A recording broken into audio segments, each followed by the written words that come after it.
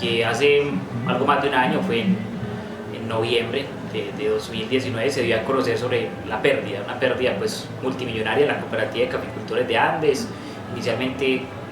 calculada en 95.000 millones de pesos, pero ya sabemos que los recursos que se perdieron son superiores a los 120.000 millones de pesos.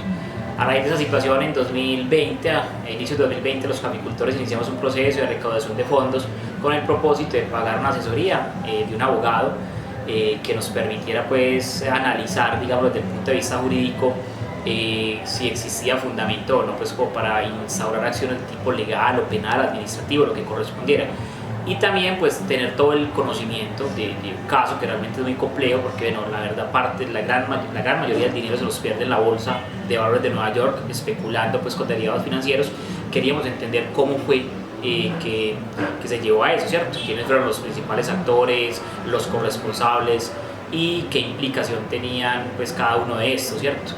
Después de ese año pues concluimos que existe mérito para el tema penal, pero que realmente las pruebas y la responsabilidad de instaurar las acciones le corresponden pues a la agente especial, recordando pues que la cooperativa fue intervenida por la Supersolidaria en noviembre pues de 2019.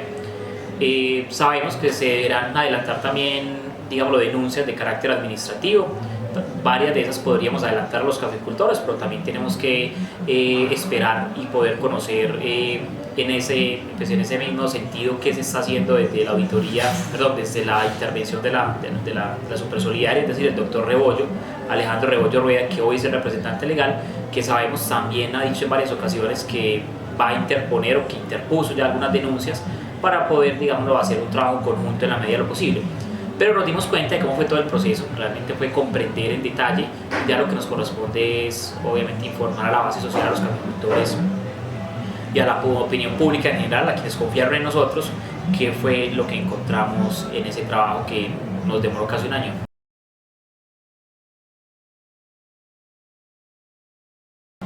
Yo quisiera señalar en el caso de la cooperativa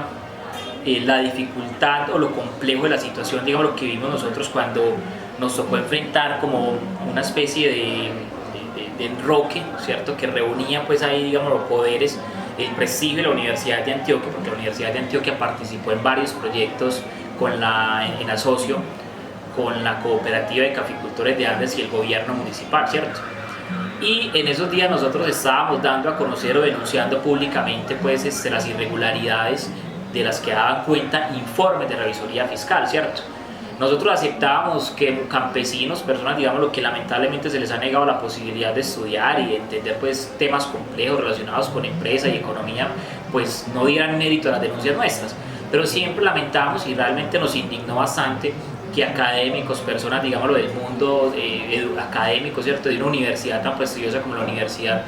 nunca hubiesen prestado atención pues a las denuncias nuestras y de alguna manera hubiesen legitimado una administración corrupta como fue la administración de la cooperativa, pero que además se hubiesen aliado con actores políticos desde el gobierno municipal que desarrollaron proyectos que carecían de una base técnica, porque realmente nosotros teníamos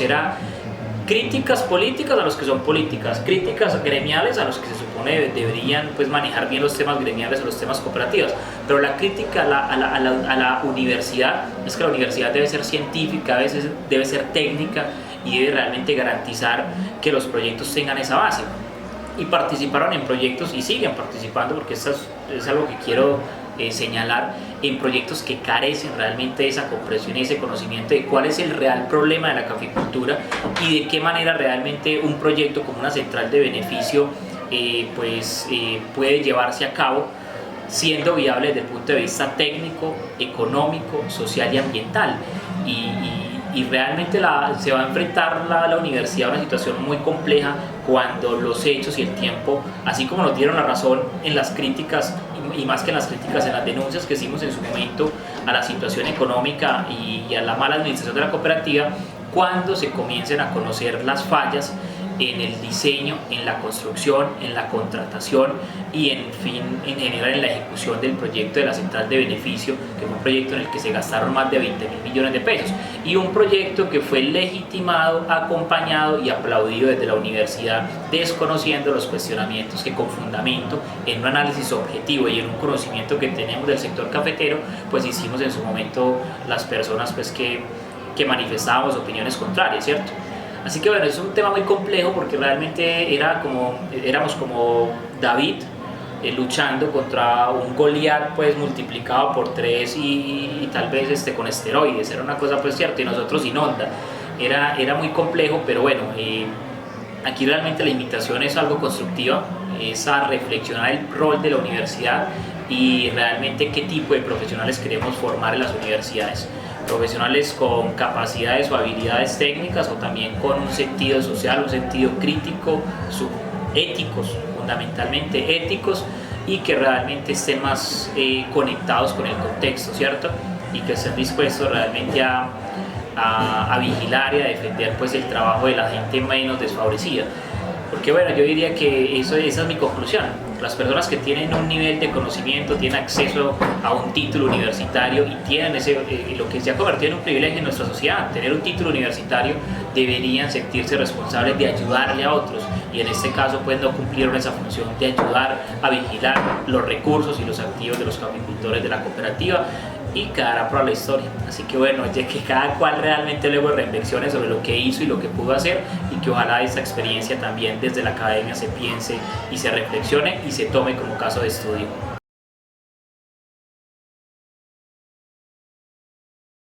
La afectación fue bastante desde el punto de vista social y económico. Es importante decir que esta cooperativa tiene hoy más de 3.880 asociados, una incidencia directa en 5 municipios de esta subregión, del suroeste lejano, siendo antes pues el más poblado de ellos, pero también es muy importante la cooperativa en municipios como Jardín, Betania, España, Ciudad Bolívar, y un municipio pues de un departamento vecino que es el Chocó, Carmen de Atrato. La cooperativa prestaba servicios muy importantes como era el servicio de crédito, y digamos que la principal afectación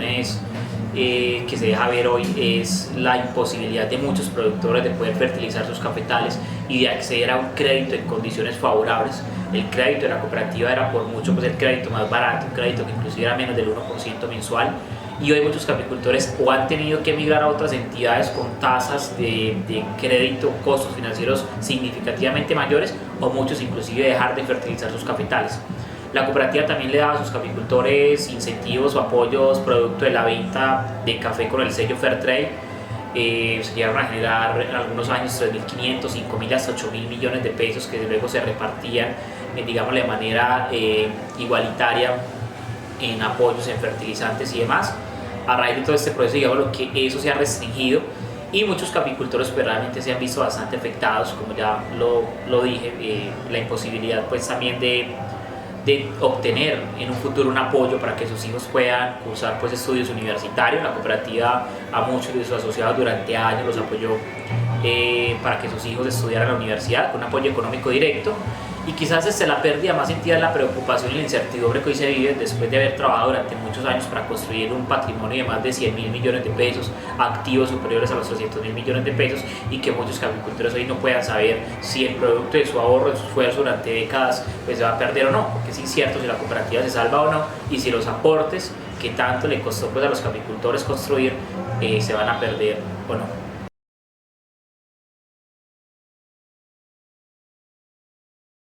Sí, realmente, si algo hay que reconocer de la pasada administración de la cooperativa es que fue muy efectiva a la hora de ganarse aliados económicos, políticos que defendieran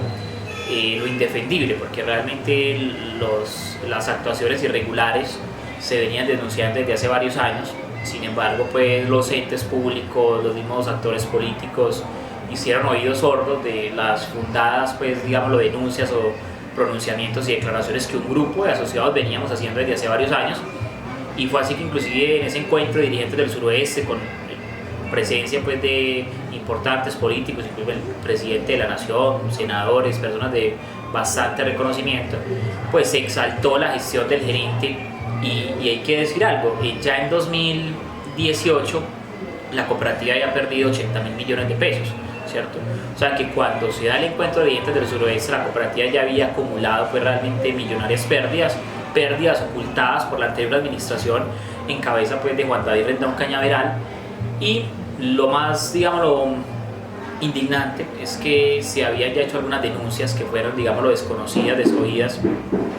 por muchos actores públicos y actores políticos. Así que de alguna manera la connivencia y la negligencia de actores políticos fue también lo que conllevó pues a esa pérdida que, como ya lo mencioné, se dio en la bolsa y realmente pues es bastante cuantiosa. Estamos hablando de más de 100.000 millones de pesos.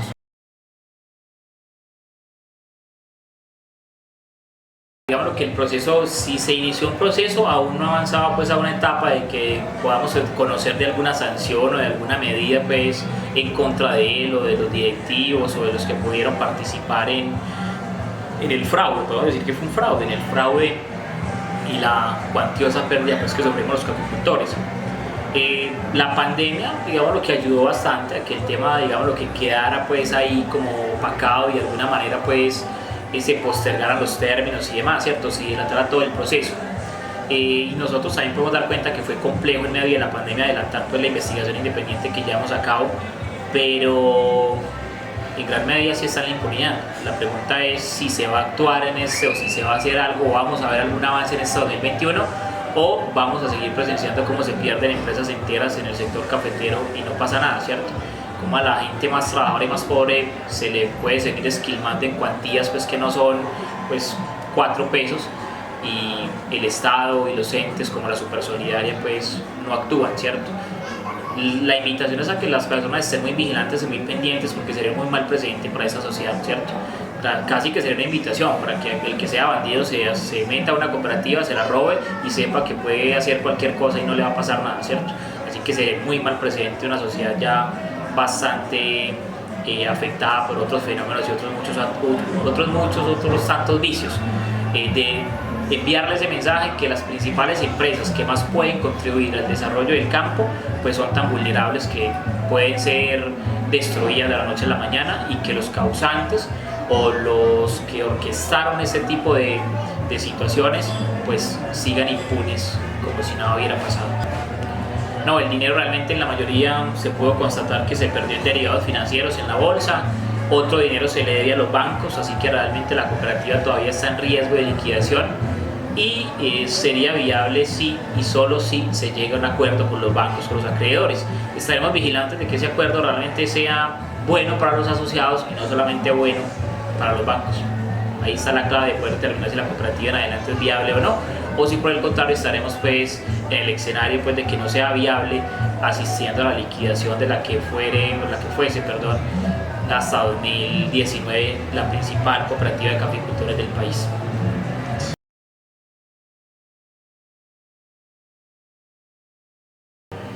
Bueno, la Federación Nacional de Cafeteros, primero hay que decir que es una organización que hace presencia pues en bastantes municipios del país, realmente bastante fuerte, inclusive pues muy reconocida pues en las zonas cafeteras. Diríamos que es necesaria, es una organización que por el alcance que tiene y por la importancia del café pues es necesaria, pero claramente la forma como es gestionada pues resulta no ser siempre como la mejor, ¿cierto? Y la burocratización, lo aislados que resultan o que se muestran los dirigentes de esta organización de la base cafetera y la incapacidad de sentar posición frente a temas que son vitales para los caficultores. Podría uno mencionar todo lo relacionado con la importación de cafés, la falta de acción frente a problemáticas, digamos, lo que son de carácter estructural en la caficultura, el cambio climático, la falta de relevo generacional, el costo del capital, el costo de los insumos, realmente pues son críticas que se le pueden hacer a la federación.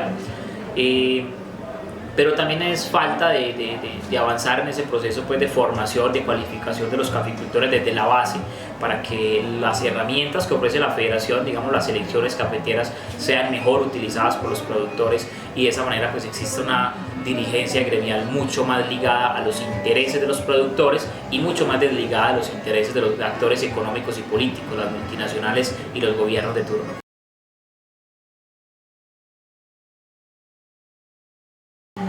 Yo diría que una de las críticas que me acuso de no haber hecho abiertamente, bueno, sí las he hecho, pero no de la manera vehemente como debería ser, la manera más frecuente, es lo alejados que están los gobiernos locales de la vida económica de esta región que es el café. Digo alejados porque si uno mira los planes de desarrollo, sus planes de gobierno no reconocen la caficultura como la principal, la mencionan, pero no hay ningún rubro, ningún proyecto que realmente esté enfocado en aunar esfuerzos pues, para impulsar pues, el motor de la economía que es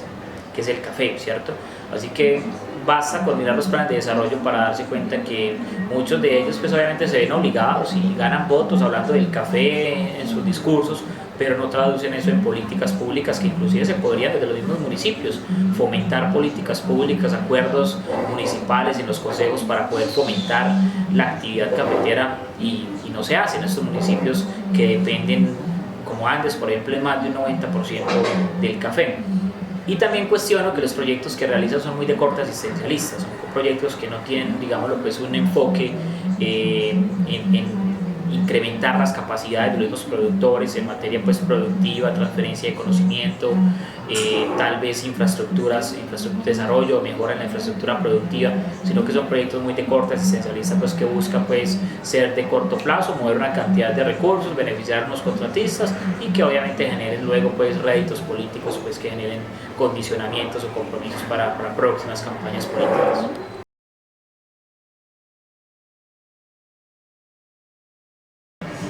Bueno,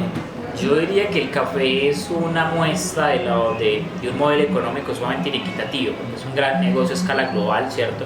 Que enriquece pues a unas cuantas empresas, no más de 3 empresas manejan más de la mitad del comercio global de café, que es un comercio multimillonario de más de 200.000 millones de dólares, que impacta a 23 millones de familias en todo el planeta. En Colombia son más de 500.000 familias, en Antioquia son alrededor de 79.000, 8.000 familias cafeteras. En el municipio de Andes, que es donde estoy, son 5.000 familias que dependemos del café. Y bueno, hay que señalar algo y es que el café también tiene, digámoslo, pues como esas contradicciones de la sociedad colombiana, ¿cierto? El café es una materia prima que se exporta pues con muy poco o ningún valor agregado y está muy sujeta a la volatilidad de los mercados. Hoy gozamos de buenos precios, pero no hay ninguna garantía que en 6 meses o un año los precios se desplomen. Y bueno, estamos en un contexto pues realmente muy complejo porque a las dificultades del café se le añaden, o sea, a las tradicionales ya se le añaden otros retos, desafíos por ejemplo como el cambio climático, la falta de empalme generacional, esa cada vez más inestabilidad y volatilidad en los mercados. Pero me preguntaba por anécdotas y pues experiencias. La más enriquecedora es la que más me permitió pues como conocer otras personas, otras visiones, otro tipo de caficultores. Yo pues obviamente provengo de una familia de pequeños productores de café en un corregimiento de Andes, en Santa Inés. Pues con mi familia tenemos una pequeña finca cafetera pues de 10.000, 12.000 árboles de café, son algo más de 2 hectáreas de café. Pues el paro cafetero nos permitió relacionarnos con empresarios cafeteros con 100, 200 hectáreas de café, con 50, 60 hectáreas y saber que podíamos coincidir en lo fundamental que era defender nuestra caficultura. Eso fue lo que hicimos en 2013 y ponernos de acuerdo aún sabiendo que teníamos diferencias, por ejemplo, en temas políticos u otros, ¿cierto? O sea, que también nos permite mostrar que es posible unirnos por causas comunes por las que vale la pena pues, luchar e inclusive hacer un paro, que fue muy interesante pues, ver personas de condición económica entre comillas pues favorable, acomodada, pues participando de una movilización pacífica, que además pues, digamos lo que yo exalto eso, que así han sido las movilizaciones que hemos liderado de Dignidad Cafetera. Y bueno, eso también permitió una madurez en nuestra sociedad pues, y a nivel de la subregión, romper como esas barreras que nos dividían de los cafeteros ricos, los medianos y los pequeños. De alguna manera ya nos relacionamos mucho más y sabemos que tenemos más cosas en común que diferencias, ¿cierto? Y las diferencias simplemente las respetamos, pero les damos un buen trato, pero realmente aquí lo que vale la pena es seguir luchando por una caficultura que es la vida social, económica de todos esos pueblos cafeteros.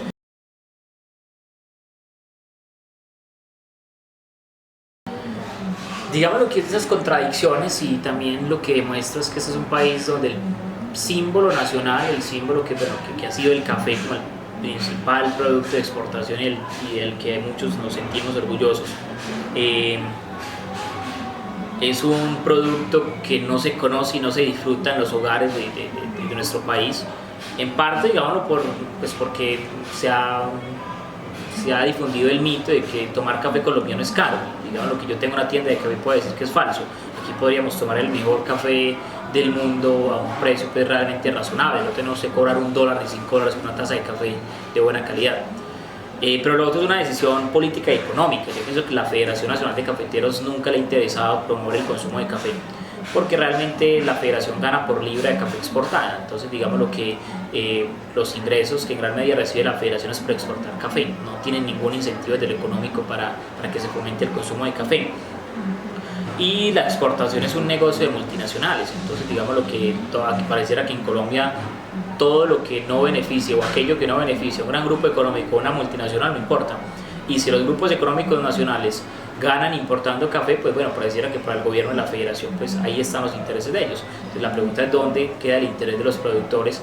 que nos interesaría mucho crear un mercado nacional para no depender del mercado extranjero, pero además aprender a conocer nuestro café para poder de alguna manera ser mejores o tener más éxito en la comercialización del mismo. Es muy difícil que los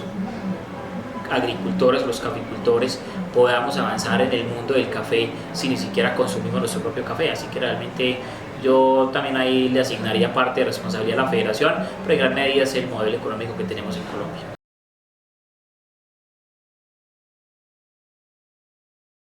Claro, digamos que el suroeste de Antioquia no es ajeno a uno de los, digamos, principales, no es el único, uno de los principales flagelos de la sociedad colombiana, que es el narcotráfico y en este caso el microtráfico. Y dada la dinámica, pues digamos, social y económica de las cosechas que, digamos, requieren de un gran número de población, digámoslo, pues recolectora de café, y no es un secreto entre los caficultores que muchos de ellos pues son consumidores,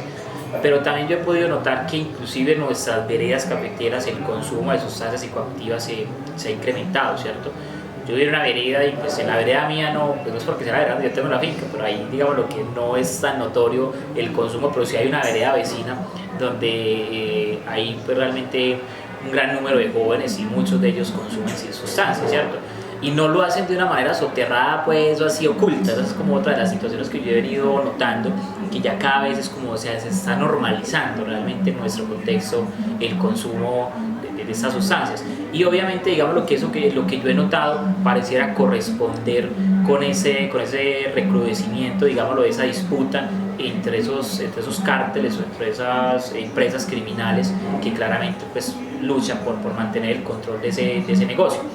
Y las cosechas cafeteras pues realmente representan cientos de miles de millones de pesos a esta región, y ese dinero no se queda en los bolsillos de los dueños de finca. Obviamente ese dinero se reparte en el comercio, en esos trabajadores, y esos trabajadores pues entre otras cosas pues obviamente llevan ese dinero a los bolsillos de estos grupos criminales, y eso pues digamos lo que hace cada vez más compleja la situación de orden público en la región. Y los actores políticos pues obviamente no van a querer pues dar cuenta de la realidad, de la dimensión de la misma, pues porque no quieren que se hable mucho del tema de una región que se ha tenido como una región pacífica los últimos años, porque aquí no hay pues una presencia marcada de actores pues digámoslo guerrilla o paramilitares o ese tipo de grupos, pero sí hay obviamente una presencia pues que ya es evidente, y una afectación por parte de estas empresas criminales a la tranquilidad y a la vida pues de los pobladores en estos municipios. Y mencionaste pues lo de Vitania, pero también son muchos los homicidios que se dieron en 2020 en Andes, en Jardín, en Ciudad Bolívar, y la gran mayoría de ellos, no todos, pero sí la gran mayoría, están ligados al microtráfico.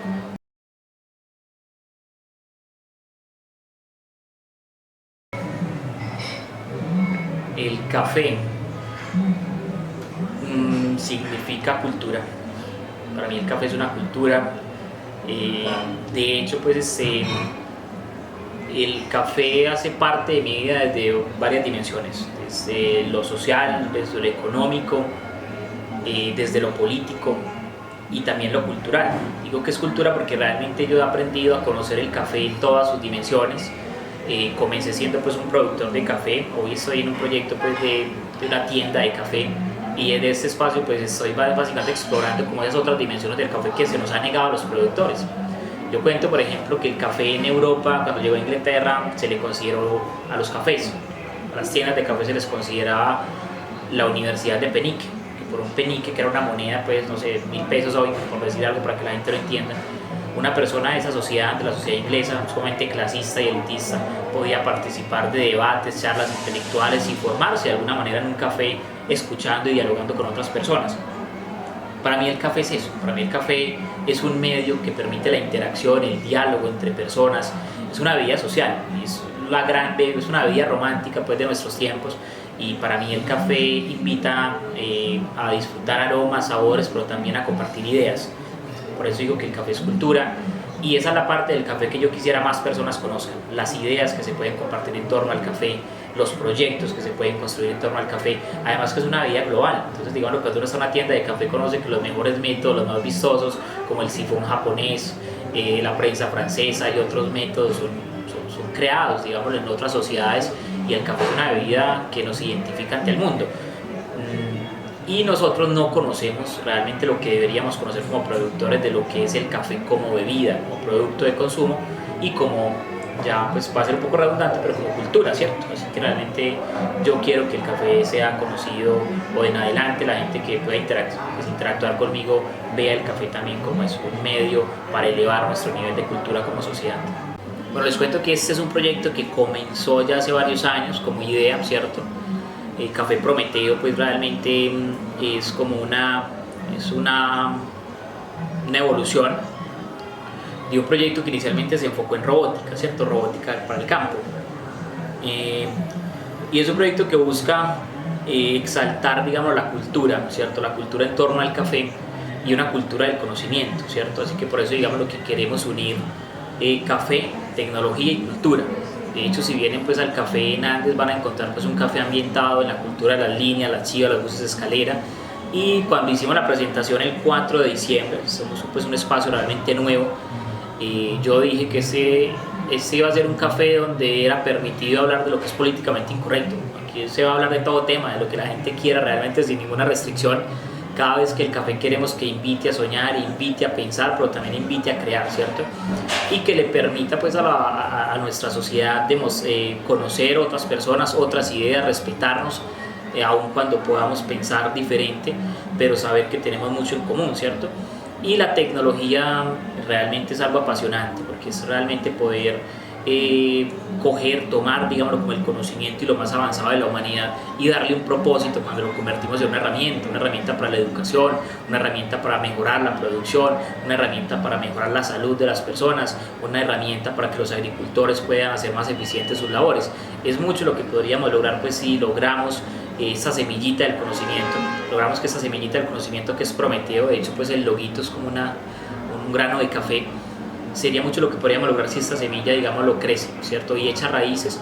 y logra su cometido pues de ser un motor cultural. Entonces yo diría que este café es un café para hacer tertulias, y hacer tertulias sobre temas interesantes, de economía, de política, de sociedad, de tecnología, de innovación, de astronomía, de todo tipo de temas. Realmente yo quiero pues que por eso sea reconocido pues este espacio, y bueno, los invito.